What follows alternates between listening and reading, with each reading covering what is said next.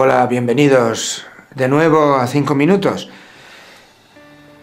Os quiero comentar que a veces, increíblemente, hay países que se dicen democráticos, pero que constriñen cada vez más y de manera no tan solapada, sino a veces ya de manera más directa, cada vez más, podemos decir entre comillas, cada vez más descarada, constriñen la libertad religiosa en términos generales.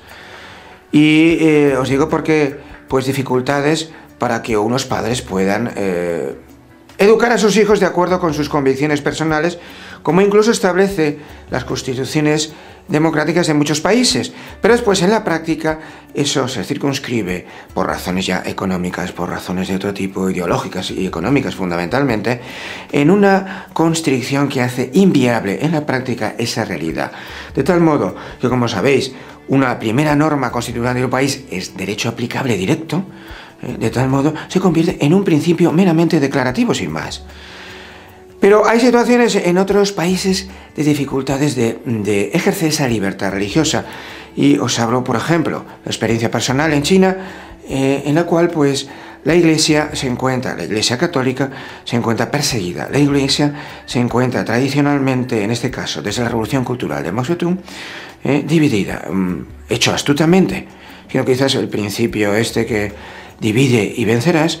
Mao estableció un pacto diciendo que los que queráis no ser controlados, pero yo quiero controlar a la Iglesia, y por tanto una parte de la Iglesia católica decide ser controlada para poder sobrevivir en un ámbito religioso concreto.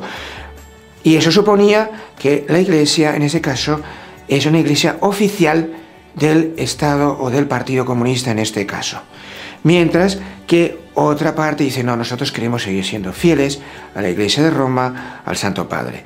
Ahí está la diferencia esencial. Esta última está siendo perseguida, esta última lleva a cabo sus cultos religiosos y a todas sus actividades en una situación de persecución, en una situación, pues, de Iglesia oculta, perseguida. Esa es la distinción entre la Iglesia propiamente oficial o la Iglesia oficial nacionalista y la Iglesia fiel, católica, auténtica, fiel a Roma.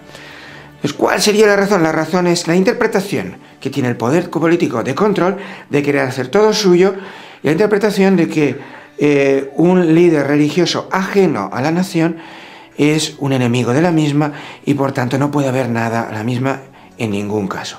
Si vosotros vais, por ejemplo, a China, observaréis en cualquier iglesia pública en las ciudades católicas que externamente todo es igual a lo que sucede en vuestra casa, en vuestro país, lo que efectivamente vamos a decir, su dependencia es directamente del gobierno del país, mientras que la iglesia que no veis, que celebra en las casas escondidas, como en las catacumbas, depende directamente del Santo Padre de Roma.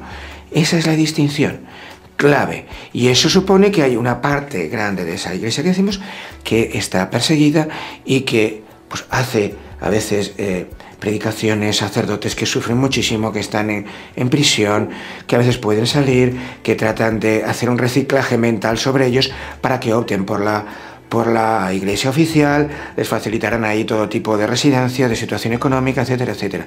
Vivir efectivamente nuestra fe no es fácil, tanto en China como en cualquiera de nuestros países. Gracias, hasta pronto.